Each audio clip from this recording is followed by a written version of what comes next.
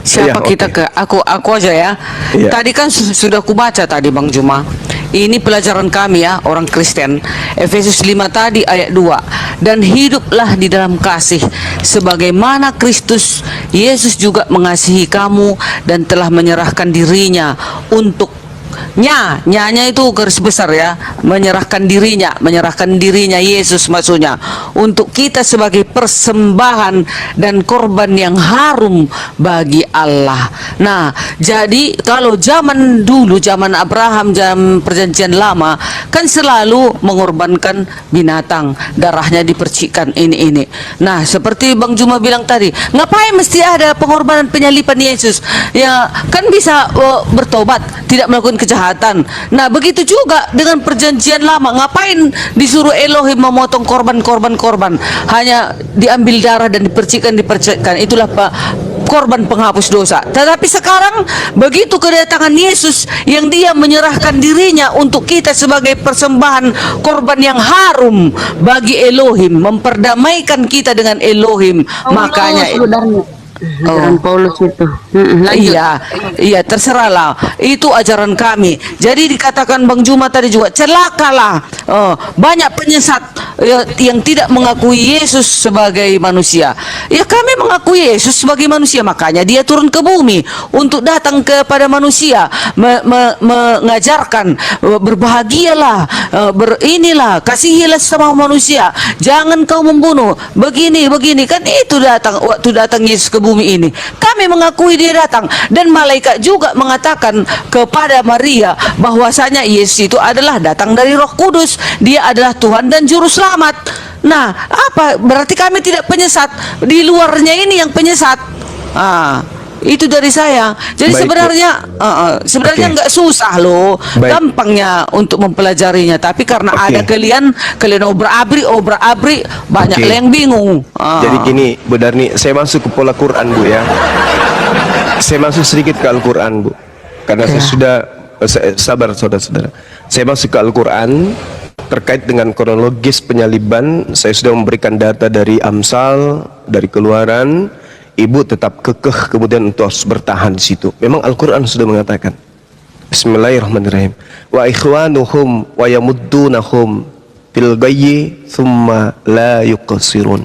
Dan teman-teman mereka, yaitu orang-orang kafir dan orang fasik, membantu setan-setan dalam menyesatkan, dan mereka tidak henti-hentinya menyesatkan.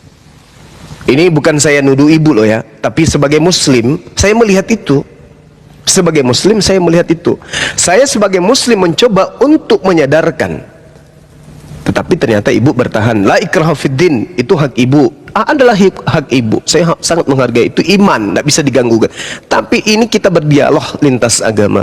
Al-Quran mengatakan wa ikhwanuhum yamuddunahum fil ghayyi thumma la yuqsirun. Dan teman-teman mereka orang kafir dan fasik membantu setan-setan dalam menyesatkan, dan mereka tidak henti-hentinya menyesatkan.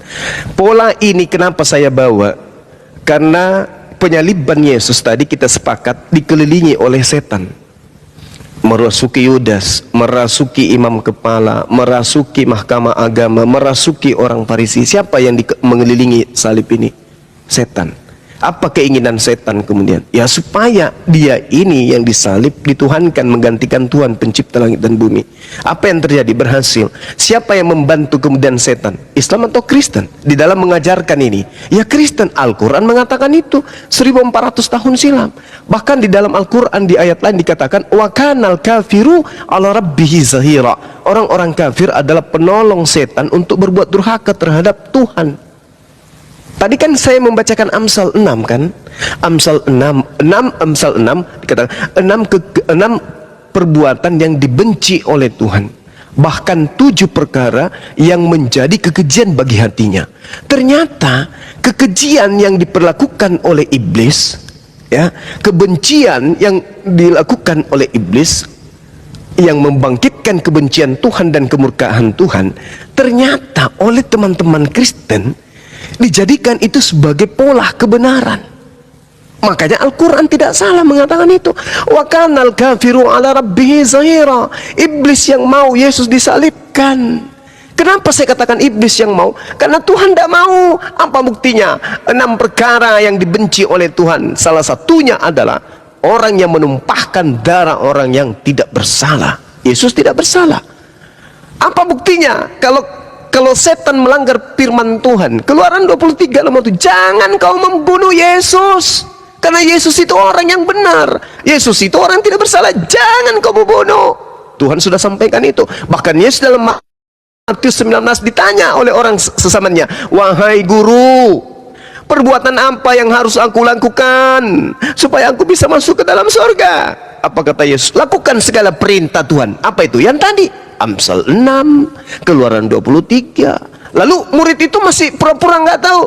Apa saja itu wahai guru? Yesus jelaskan. Yang pertama, jangan membunuh.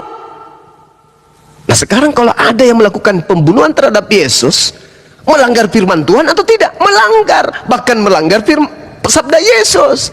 Nah kenapa kemudian teman Kristen justru tertutup hatinya untuk menelaah bahwa pelanggaran terhadap firman Tuhan, pelanggaran terhadap sabda Yesus justru adalah sebuah keselamatan. Kenapa? Karena Al-Quran sudah menorehkan wa kanal kafiru ala rabbihi zahira. Orang-orang kafir ini penolong. Sekarang mari kita deteksi. Yang memberikan pesan paling banyak Yesus itu anak manusia di dalam Bible itu siapa? Iblis. Saya bisa buktikan betapa banyak pesan iblis di dalam Bible yang mengatakan Yesus itu adalah anak Tuhan. Anak Tuhan adalah Tuhan. Iblis. Lalu siapa yang memproklamirkan Paulus itu adalah rasul utusan Tuhan? Baca Kisah Para Rasul 16 datang 18. Iblis teriak. Orang yang kerasukan iblis itu teriak. Bukan orang itu, karena orang dalam kuasa iblis. Iblis teriak. Apa dikatakan iblis itu? Inilah dia Paulus, utusan juru selamat dari Tuhan yang maha tinggi. Coba, iblis yang memproklamirkan itu. Lalu siapa yang mengimani? Kristen mengimani Yesus anak Tuhan, mengimani Yesus Tuhan, mengimani Paulus utusan Tuhan, dan seterusnya. Siapa mereka ini? Inilah yang diterangkan Al-Quran. Wa kanal kafiru ala rabbihi zahira. Nah kenapa banyak begitu? Nah karena iblis memang sudah bersumpah ingin menyesatkan seluruh anak Adam, membawa mereka ke neraka. Itu yang pasti. Wa ikhwanuhum yamuddunahum fil gayyi thumma la yuqsirun. Dan teman-teman mereka, yaitu orang-orang kafir dan fasik, membantu setan-setan di dalam menyesatkan, dan mereka tidak henti-hentinya menyesatkan sampai hari ini. Udah 2000 tahun. Udah 2000 tahun. Yang tadinya Yesus itu hanya sebagai utusan, dirubah lagi langkahnya, ibunya juga adalah Tuhan. Ada kan tadinya, dirubah lagi setelahnya, diganti lagi, firman itu adalah Tuhan. Setelah itu dilantik lagi Yesus, Yesus ini adalah Tuhan. Muncul lagi, ada menjadi Yesus itu hanya utusan, ada yang menjadikan Yesus itu Trinitas, Tritunggal, ada yang mengatakan Yesus only. Pokoknya semua cara dilakukan. Untuk apa? Untuk menyesatkan. Padahal sederhananya Tuhan itu cuma satu, yang mengutus Yesus. Sudah selesai. Apa untungnya coba? Cuma bertobat, ya Tuhan ampuni segala dosa. Ya udah selesai. Kita bertobat dengan cara itu sungguh-sungguh, udah selesai. Ngapain jadikan korban anak orang? Apa alasannya? Untuk kemudian membantu setan-setan di dalam menyesatkan. Kalau salah ini yang saya sampaikan, tolong bantah saya pakai Bible bahwa pembunuhan terhadap Yesus bukanlah pelanggaran terhadap firman Tuhan. Silakan.